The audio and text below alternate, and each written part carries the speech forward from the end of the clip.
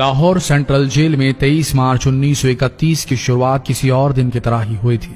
फर्क सिर्फ इतना था कि सुबह सुबह जोर की आंधी आई थी, बहुत तेज। लेकिन जेल के कैदियों को थोड़ा अजीब सा लगा जब 4 बजे ही वार्डन शरद सिंह ने उनसे आकर कहा कि वो अपनी अपनी कोठरियों में चले जाएं। उन्होंने कारण नहीं बताया था। उनके मुंह से सिर्फ ये निकला कि आदेश ऊपर से है। अभी कैदी सोच ही रहे थे कि माजरा क्या है। जेल का नाई बरकत हर कमरे के सामने फुसफुसाते हुए गुजरा कि आज रात भगत सिंह, राजगुरु और सुखदेव को फांसी दी जाने वाली है। उस क्षण की निश्चिंता ने उनको झकझोर कर रख दिया। कैदियों ने बरकत से मनुहार की कि वो फांसी के बाद भगत सिंह की कोई भी चीज जैसे पेन, कंघा या घड़ी उन्हें ला कर दें ताकि वो अपने पोते पोतियों को बता सकें कि कभी वो भी भगत सिंह के साथ जेल में बंद थे। बरकत भगत सिंह की कोठरी में गया और वहां से उनका पेन और कंघा ले आया। सारे कैदियों में होड़ लग गई कि किसका उस पर अधिकार हो। आखिर में ड्रॉ निकाला गया, लाहौर कॉन्स्पिरेसी केस। अब सब कैदी चुप हो चले थे। उनकी निगाहें उनकी कोठरी से गुजरने वाले रास्ते पर लगी हुई थी। भगत सिंह उनके साथ फांसी पर लटकाए जाने के लिए उसी रास्ते से गुजरने वाले थे। एक बार पहले जब भगत सिंह उसी रास्ते से ले जाए जा रहे थे तो पंजाब कांग्रेस के नेता भीमसेन सच्चर ने आवाज ऊंची कर उनसे पूछा था, आप और आपके साथियों ने लाहौर कॉन्स्पिरेसी केस में अपना बचाव क्यों नहीं किया? भगत सिंह का जवाब था, इनकलाबियों को मरना ही होता है क्योंकि उनके मरने से ही उनका अभियान मजबूत होता है, अदालत में अपील से नहीं। वार्डन शरद सिंह भगत सिंह के खैर ख्वाह थे और अपनी तरफ से जो कुछ बन पड़ता था उनके लिए किया करते थे। उनकी वजह से ही लाहौर की द्वारकादास लाइब्रेरी से भगत सिंह के लिए किताबें निकलकर जेल के अंदर आ पाती थी। भगत सिंह की जेल की जिंदगी काफी कठिन थी। किताबें पढ़ने का शौक हो चला था उन्हें कि एक बार उन्होंने अपने स्कूल के साथी जयदेव कपूर को लिखा था कि वो उनके लिए कार्ल लिब्कनेcht की मिलिट्रिज्म, लेनिन की लेफ्ट विंग कम्युनिज्म और ऑप्टन सिंक्लेयर का उपन्यास द स्पाई कुलबीर के जरिए भिजवाएं। भगत सिंह जेल की कठिन जिंदगी के आदी हो चले थे। उनकी कोठरी नंबर 14 का फर्श पक्का नहीं था, उस पर घास उगी हुई थी। कोठरी में बस इतनी ही जगह थी कि उनका 5 फुट 10 इंच का शरीर बमुश्किल उसमें लेट पाए। भगत सिंह को फांसी दिए जाने से 2 घंटे पहले उनके वकील प्राणनाथ मेहता उनसे मिलने पहुंचे। मेहता ने बाद में लिखा कि भगत सिंह अपनी छोटी सी कोठरी में पिंजड़े में बंद शेर की तरह चक्कर लगा रहे थे। इनकलाब जिंदाबाद। उन्होंने मुस्कुराकर मेहता को स्वागत किया और पूछा कि आप मेरी किताब रिवोल्यूशनरी लेनिन लाए या नहीं। जब मेहता ने उन्हें किताब दी तो वे उसे उसी समय पढ़ने लगे मानो उनके पास अब ज्यादा समय न बचा। मेहता ने उनसे पूछा कि क्या आप देश को कोई संदेश देना चाहेंगे। भगत सिंह ने किताब से अपना मुंह हटाए बगैर कहा, सिर्फ 2 संदेश, साम्राज्यवाद मुर्दाबाद और इनकलाब जिंदाबाद। इसके बाद भगत सिंह ने मेहता से कहा कि वो पंडित नेहरू और सुभाष चंद्र बोस को मेरा धन्यवाद पहुंचा दे जिन्होंने मेरे केस में गहरी रुचि ली थी। भगत सिंह से मिलने के बाद मेहता राजगुरु से मिलने उनकी कोठरी पहुंचे। राजगुरु के अंतिम शब्द थे, हम लोग जल्द मिलेंगे। सुखदेव ने मेहता को याद दिलाया कि वो उनकी मौत के बाद जेलर से वो कैरम बोर्ड ले लें जो उन्होंने उन्हें कुछ महीने पहले दिया था। मेहता के जाने के थोड़ी देर बाद जेल अधिकारियों ने तीनों क्रांतिकारियों को बता दिया कि उनको वक्त से 12 घंटे पहले ही फांसी दी जा रही है। अगले दिन सुबह 6 बजे की बजाय उन्हें उसी शाम 7 बजे फांसी पर चढ़ा दिया जाएगा। भगत सिंह मेहता द्वारा दी गई किताब के कुछ पन्ने ही पढ़ पाए थे।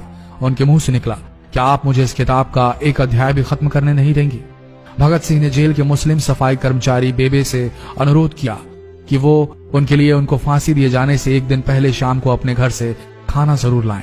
लेकिन बेबे भगत सिंह की इच्छा पूरी नहीं कर सके क्योंकि भगत सिंह को 12 घंटे पहले फांसी देने का फैसला ले लिया गया और बेबे जेल के गेट के अंदर ही नहीं घुस पाए। थोड़ी देर बाद तीनों क्रांतिकारियों को फांसी की तैयारी के लिए उनकी कोठरियों से बाहर निकाला गया। भगत सिंह, राजगुरु और सुखदेव ने अपने हाथ जोड़े और अपना प्रिय आजादी गीत गाने लगे। कभी वो दिन भी आएगा कि जब आजाद होंगे हम, ये अपनी ही जमीन होगी या अपना आसमान होगा। फिर इन तीनों का एक एक करके वजन लिया गया। सबके वजन बढ़ गए थे। इन सब से कहा गया कि अपना आखिरी स्नान करें। फिर उनको काले कपड़े पहनाए गए लेकिन उनके चेहरे खुले रहने दिए गए। शरद सिंह ने भगत सिंह के कान में फुसफुसाकर कहा कि वाहे गुरु को याद करो। फांसी का तख्ता भगत सिंह लिए बोले, पूरी जिंदगी मैंने ईश्वर को याद नहीं किया। असल में मैंने कई बार गरीबों के कलेश के लिए ईश्वर को कोसा भी है। अगर मैं अब उनसे माफी मांग लूं तो वो कहेंगे कि इससे बड़ा डरपोक कोई नहीं। इसका अंत नजदीक आ रहा है, इसलिए ये माफी मांग रहा है। जैसे ही जेल की घड़ी ने 6 बजाया, कैदियों ने दूर से आती कुछ पद चांपें सुनी। उनके साथ भारी बूटों के जमीन पर पड़ने की आवाजें भी आ रही थी। साथ में एक गाने का भी दबा स्वर सुनाई दे रहा था, सरफरोशी की तमन्ना अब हमारे दिल में है। सभी को अचानक जोर जोर से इनकलाब जिंदाबाद और हिंदुस्तान आजाद हो के नारे सुनाई देने लगे। फांसी का तख्ता पुराना था, लेकिन फांसी देने वाला काफी तंदुरुस्त। फांसी देने के लिए मसीह जल्लाद को लाहौर के पास शाहदरा से बुलवाया गया था। भगत सिंह इन तीनों के बीच में खड़े थे। भगत सिंह अपनी मां को दिया गया वो वचन पूरा करना चाहते थे कि वो फांसी के तख्ते से इनकलाब जिंदाबाद का नारा लगाएंगे। लाहौर जिला कांग्रेस के सचिव पिंडी दास सोंधी का घर लाहौर सेंट्रल जेल से बिल्कुल लगा हुआ था। भगत सिंह ने इतनी जोर से इनकलाब जिंदाबाद का नारा लगाया कि उनकी आवाज सोंधी के घर तक सुनाई दी। उनकी आवाज सुनते ही जेल के दूसरे कैदी भी नारे लगाने लगे। तीनों युवा क्रांतिकारियों के गले में फांसी की रस्सी डाल दी गई, उनके हाथ और पैर बांध दिए गए। तभी जल्लाद ने पूछा, सबसे पहले कौन जाएगा? सुखदेव ने सबसे पहले फांसी पर लटकने की हामी भरी। जल्लाद ने एक एक कर रस्सियां खींची और उनके पैरों के नीचे लगे तख्तों को पैर मारकर हटा दिया। काफी देर तक उनके शव तख्तों से लटकते रहे। अंत में उन्हें नीचे उतारा गया और वहां मौजूद डॉक्टरों लेफ्टिनेंट कर्नल जे नेल्सन और लेफ्टिनेंट कर्नल NS सोंधी ने उन्हें मृत घोषित किया। एक जेल अधिकारी पर फांसी का इतना असर हुआ कि जब उससे कहा गया कि वो मृतकों की पहचान करें तो उसने ऐसा करने से इनकार कर दिया। उसे उसी जगह पर निलंबित कर दिया गया अंग्रेजों द्वारा। एक जूनियर अफसर ने यह काम अंजाम दिया। पहले योजना थी कि इन सब का अंतिम संस्कार जेल के अंदर ही किया जाएगा, लेकिन फिर यह विचार त्यागना पड़ा जब अधिकारियों को आभास हुआ कि जेल से धुआं उठते देख बाहर खड़ी भीड़ जेल पर हमला कर सकती है। इसलिए जेल की पिछली दीवार तोड़ी गई। उसी रास्ते से ट्रक जेल के अंदर लाया गया और उस पर बहुत अपमानजनक तरीके से उन शवों को एक सामान की तरह लाद दिया गया। पहले तय हुआ था कि उनका अंतिम संस्कार रावी के तट पर किया जाएगा, लेकिन रावी में पानी बहुत ही कम था, इसलिए सतलज के किनारे शवों को जलाने का फैसला लिया गया। उनके पार्थिव शरीर को फिरोजपुर के पास सतलज के किनारे लाया गया। तब तक रात के 10 बज चुके थे। इस बीच उप पुलिस अधीक्षक कसूर सुदर्शन सिंह कसूर गांव से एक पुजारी जगदीश अचरज को बुला लाए।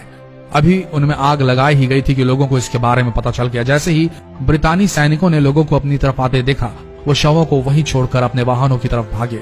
सारी रात गांव के लोगों ने उन शवों के चारों ओर पहरा दिया। अगले दिन दोपहर के आसपास जिला मजिस्ट्रेट की दस्तखत के साथ लाहौर के कई इलाकों में नोटिस चिपकाया गया, जिसमें बताया गया कि भगत सिंह, सुखदेव और राजगुरु का सतलज के किनारे हिंदू सिख रीति से अंतिम संस्कार कर दिया गया है। तो ये थे भगत सिंह की जिंदगी के वो 12 आखिरी घंटे। आशा करते हैं इस वीडियो में सुनाई गई ये कहानी आज युवा पीढ़ी के दिलों में मर चुके देशभक्ति को जगाने में कामयाब होंगी। जितना हो सके इस संदेश को पूरे देश में पहुंचाएं। इस वीडियो को शेयर करें फेसबुक पर, व्हाट्सएप पर, और हो सके तो इस पेज को फॉलो करें ताकि ऐसे ही वीडियोस आप तक सही समय पर पहुंच सके। मिलते हैं अगले वीडियो में, तब तक के लिए आप सबका धन्यवाद।